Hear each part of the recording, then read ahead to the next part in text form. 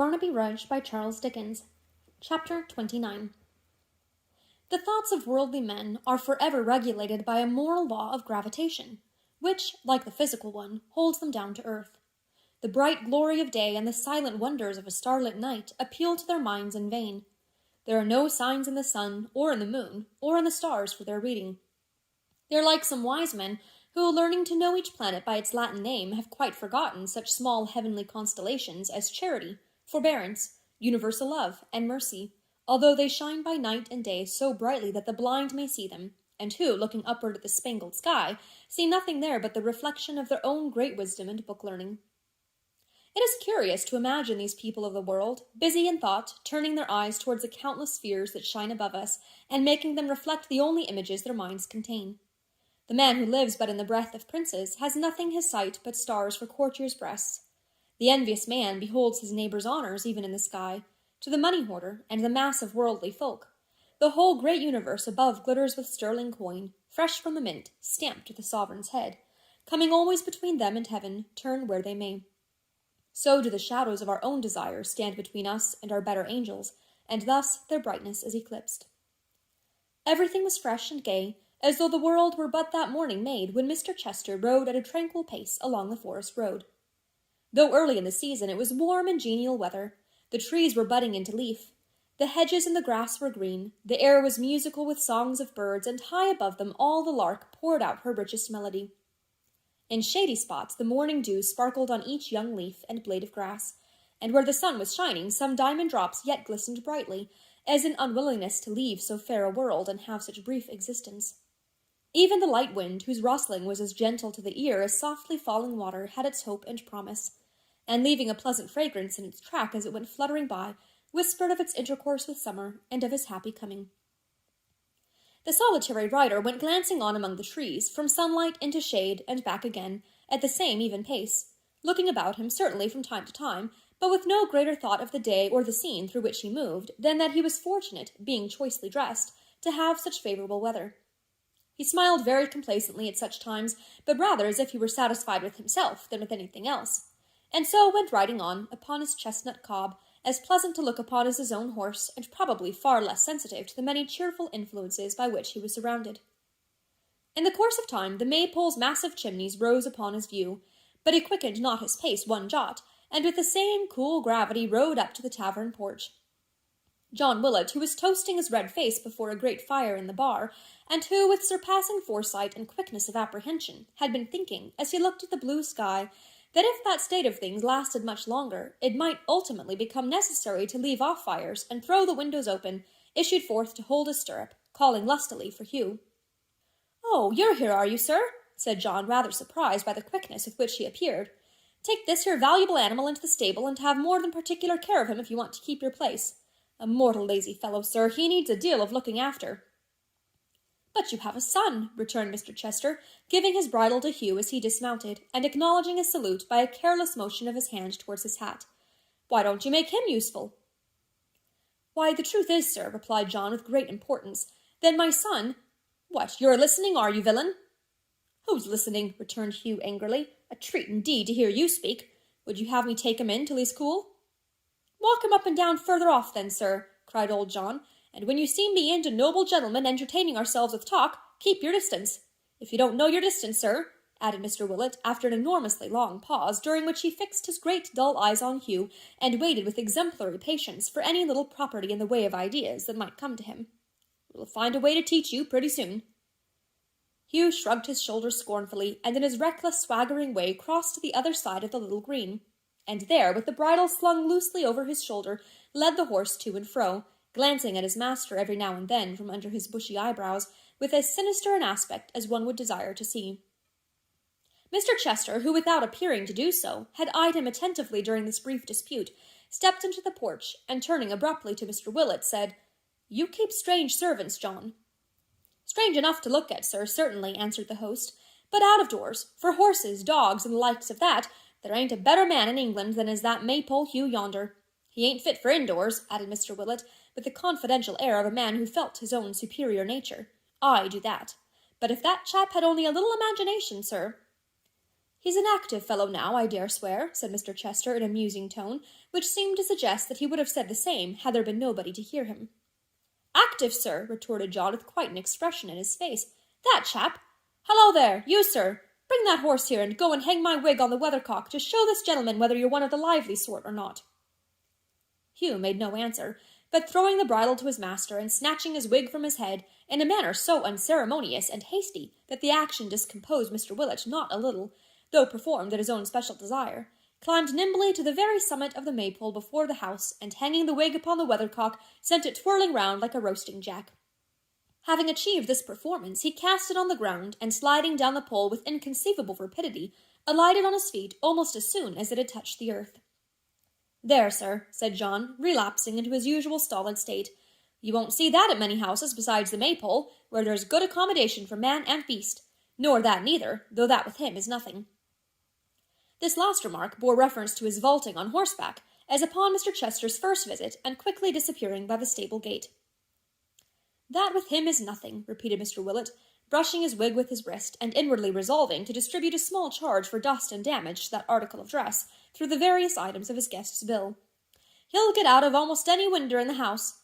There never was such a chap for flinging himself about, and never hurting his bones. It's my opinion, sir, that it's pretty nearly allowing to his not having any imagination, and that if imagination could be, which it can't, knocked into him, he'd never be able to do it any more. But we was a-talking, sir, about my son." "True, Willett, true," said his visitor, turning again towards the landlord with his accustomed serenity of face. "My good friend, what about him?" It has been reported that Mr. Willett, previously to making answer, winked. But as he was never known to be guilty of such lightness of conduct either before or afterwards, this may be looked upon as a malicious invention of his enemies, founded perhaps upon the undisputed circumstance of his taking his guest by the third breast-button of his coat, counting downwards from the chin, and pouring his reply into his ear. "Sir," whispered John with dignity, "I know my duty. We want no love-making here, sir, unbeknown to parents. I respect a certain young gentleman, taking him in the light of a young gentleman. I respect a certain young lady, taking her in the light of a young lady. But of the two as a couple I have no knowledge, sir, none whatever. My son, sir, is upon his patrol." "I thought I saw him looking through the corner window but this moment," said Mr. Chester, who naturally thought that being on patrol implied walking about somewhere. "No doubt you did, sir," returned John. "He is upon his patrol of honour, sir, not to leave the premises. Me and some friends of mine that use the maypole of an evening, sir, considered what was best to be done with him, to prevent his doing anything unpleasant and opposing your desires, and we've put him on his patrol. And what's more, sir, he won't be off his patrol for a pretty long time to come, I can tell you that." When he had communicated this bright idea, which had its origin in the perusal by the village cronies of a newspaper, containing, among other matters, an account of how some officer pending the sentence of some court-martial had been enlarged on parole, Mr. Willett drew back from his guest's ear, and without any visible alteration of feature, chuckled thrice audibly. This nearest approach to a laugh in which he ever indulged, and that but seldom, and only on extreme occasions, never even curled his lip, or effected the smallest change in, no, not so much as a slight wagging of, his great fat double chin, which at these times, as at all others, remained a perfect desert in the broad map of his face, one changeless, dull, tremendous blank. Lest it should be matter of surprise to any that Mr. Willett adopted this bold course in opposition to one whom he had often entertained, and who had always paid his way at the maypole gallantly, it may be remarked that it was his very penetration and sagacity in this respect which occasioned him to indulge in those unusual demonstrations of jocularity just now recorded. For Mr. Willett, after carefully balancing father and son in his mental scales, had arrived at the distinct conclusion that the old gentleman was a better sort of a customer than the young one. Throwing his landlord into the same scale, which was already turned by this consideration, and heaping upon him again his strong desires to run counter to the unfortunate Joe, and his opposition as a general principle to all matters of love and matrimony, it went down to the very ground straightway, and sent the light cause of the younger gentleman flying upwards to the ceiling. Mr. Chester was not the kind of man to be by any means dim-sighted to Mr. Willett's motives, but he thanked him as graciously as if he had been one of the most disinterested martyrs that ever shone on earth, and leaving him with many complimentary reliances on his great taste and judgment, to prepare whatever dinner he might deem most fitting the occasion, bent his steps towards the warren. Dressed with more than his usual elegance, assuming a gracefulness of manner, which, though it was the result of long study, sat easily upon him and became him well, composing his features into their most serene and prepossessing expression, and setting in short that guard upon himself at every point, which denoted that he attached no slight importance to the impression he was about to make. He entered the bounds of Miss Haredale's usual walk. He had not gone far, or looked about him long, when he descried coming towards him a female figure. A glimpse of the form and dress, as she crossed a little wooden bridge which lay between them, satisfied him that he had found her whom he desired to see. He threw himself in her way, and a very few paces brought them close together. He raised his hat from his head, and, yielding the path, suffered her to pass him. Then, as if the idea had but that moment occurred to him, he turned hastily back and said in an agitated voice, "I beg pardon. Do I address Miss Haredale?" She stopped in some confusion at being so unexpectedly accosted by a stranger, and answered, "Yes." "Something told me," he said, looking a compliment to her beauty, "that it could be no other. Miss Haredale, I bear a name which is not unknown to you, which it is a pride and yet a pain to me to know sounds pleasantly in your ears. I am a man advanced in life, as you see. I am the father of whom you honor and distinguish above all other men. May I, for weighty reasons which fill me with distress, beg but a minute's conversation with you here? Who that was inexperienced in deceit, and had a frank and youthful heart, could doubt the speaker's truth? Could doubt it, too, when the voice that spoke was like the faint echo of one she knew so well and so much loved to hear." She inclined her head, and, stopping, cast her eyes upon the ground. "A little more apart, among these trees. It is an old man's hand, Miss Haredale, an honest one, believe me." She put hers in it as he said these words, and suffered him to lead her to a neighboring seat. "You alarm me, sir," she said in a low voice. "You are not the bearer of any ill news, I hope." "Of none that you anticipate," he answered, sitting down beside her. "Edward is well, quite well. It is of him I wish to speak, certainly, but I have no misfortune to communicate." She bowed her head again, and made as though she would have begged him to proceed, but said nothing. "I am sensible that I speak to you at a disadvantage, dear Miss Haredale. Believe me that I am not so forgetful of the feelings of my younger days as not to know that you are little disposed to view me with favour. You have heard me described as cold-hearted, calculating, selfish. I have never, sir," she interposed with an altered manner and a firmer voice, "I have never heard you spoken of in harsh or disrespectful terms. You do a great wrong to Edward's nature if you believe him capable of any mean or base proceeding." "Pardon me, my sweet young lady, but your uncle—" "Nor is it my uncle's nature either," she replied, with a heightened colour in her cheek. "It is not his nature to stab in the dark, nor is it mine to love such deeds." She rose as she spoke, and would have left him, but he detained her with a gentle hand, and besought her in such persuasive accents to hear him but another minute, that she was easily prevailed upon to comply, and so sat down again. "And it is," said Mr. Chester, looking upward and apostrophizing the air, "it is this frank, ingenious, noble nature, Ned, that you can wound so lightly. Shame, shame upon you, boy." She turned towards him quickly, and with a scornful look and flashing eyes. There were tears in Mr. Chester's eyes, but he dashed them hurriedly away as though unwilling that his weakness should be known, and regarded her with mingled admiration and compassion. "I never, until now," he said, "believed that the frivolous actions of a young man could move me like these of my own son. I never knew till now the worth of a woman's heart, which boys so lightly win and lightly fling away. Trust me, dear young lady, that I never until now did know your worth.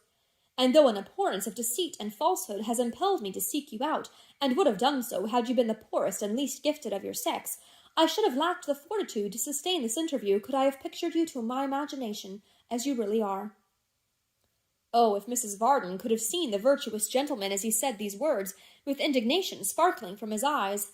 If she could have heard his broken, quavering voice! If she could have beheld him as he stood bareheaded in the sunlight, and with unwonted energy poured forth his eloquence!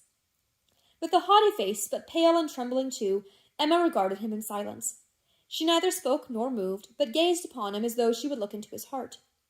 "I throw off," said Mr. Chester, "the restraint which natural affection would impose on some men, and reject all bonds but those of truth and duty. Miss Haredale, you are deceived. You are deceived by your unworthy lover and my unworthy son." Still she looked at him steadily, and still said not one word. "I have ever opposed his professions of love for you. You will do me the justice, dear Miss Haredale, to remember that. Your uncle and myself were enemies in early life, and if I had sought retaliation I might have found it here. But as we grow older we grow wiser. Bitter, I would fain hope, and from the first I have opposed him in this attempt.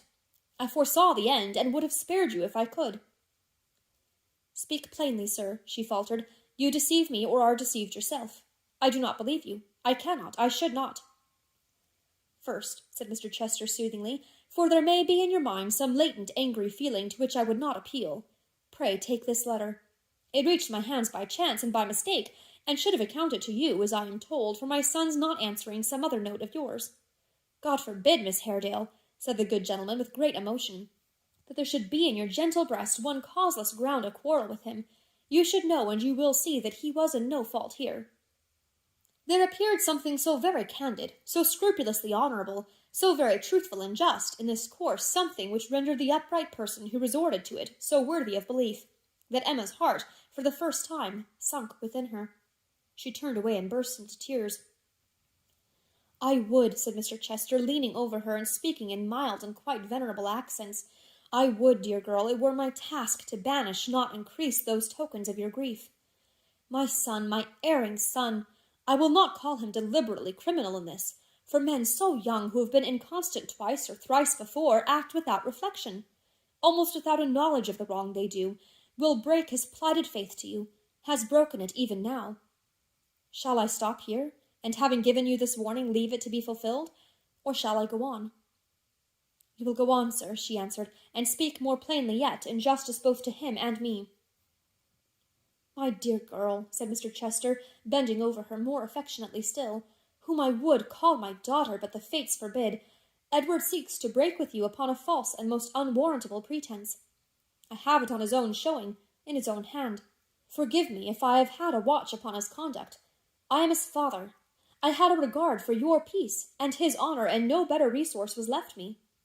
There lies on his desk at this present moment, ready for transmission to you, a letter, in which he tells you that our poverty, his and mine, Miss Haredale, forbids him to pursue his claim upon your hand, in which he voluntarily proposes, to free you from your pledge, and talks magnanimously, men do so very commonly in such cases, of being in time more worthy of your regard, and so forth.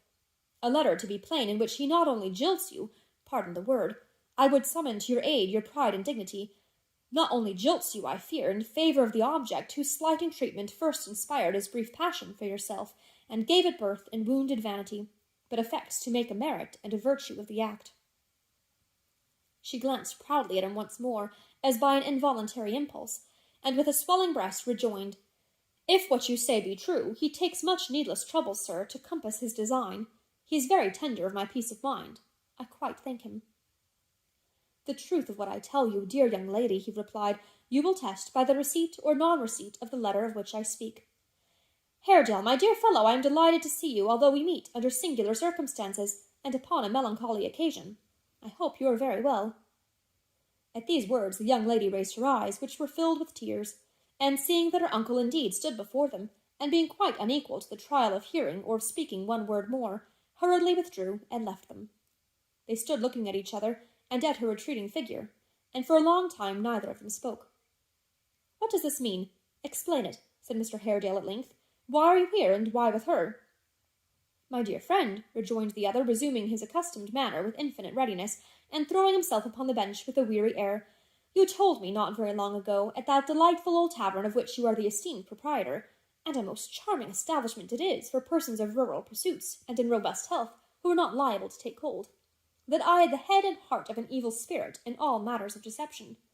I thought at the time, I really did think, you flattered me, but now I begin to wonder at your discernment, and vanity apart, do honestly believe you spoke the truth. Did you ever counterfeit extreme ingenuousness and honest indignation? My dear fellow, you have no conception, if you never did, how faint the effort makes one." Mr. Haredale surveyed him with a look of cold contempt.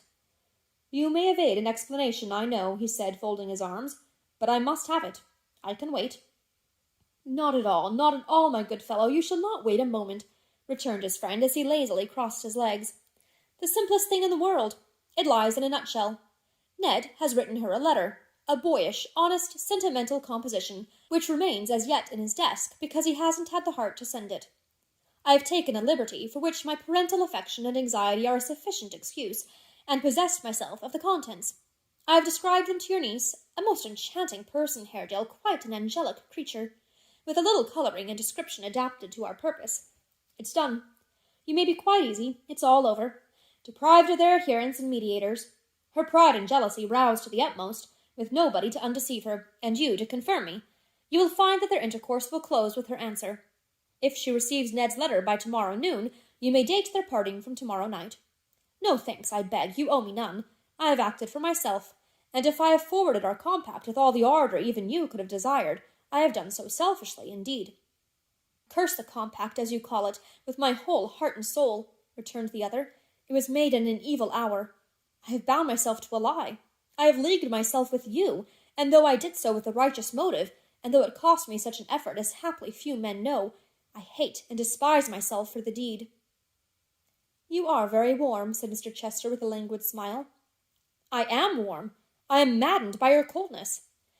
Death, Chester, if your blood ran warmer in your veins, and there were no restraints upon me, such as those that hold and drag me back. Well, it is done. You tell me so, and on such a point I may believe you.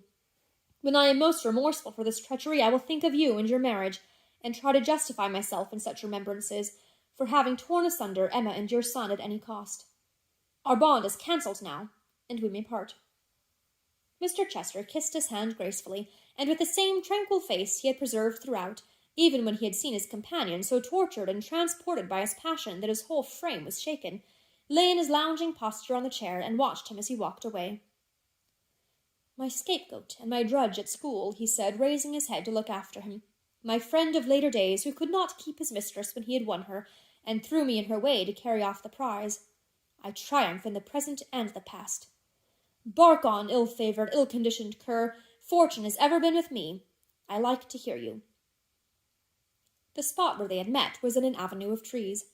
Mr. Haredale, not passing out on either hand, had walked straight on. He chanced to turn his head when at some considerable distance, and seeing that his late companion had by that time risen and was looking after him, stood still as though he half expected him to follow, and waited for his coming up. It may come to that one day, but not yet, said Mr. Chester, waving his hand as though they were the best of friends, and turning away. Not yet, Haredale. Life is pleasant enough to me, dull and full of heaviness to you. No, to cross swords with such a man, to indulge his humour unless upon extremity, would be weak indeed. For all that, he drew his sword as he walked along, and in an absent humour ran his eye from hilt to point full 20 times. But thoughtfulness begets wrinkles. Remembering this, he soon put it up, smoothed his contracted brow,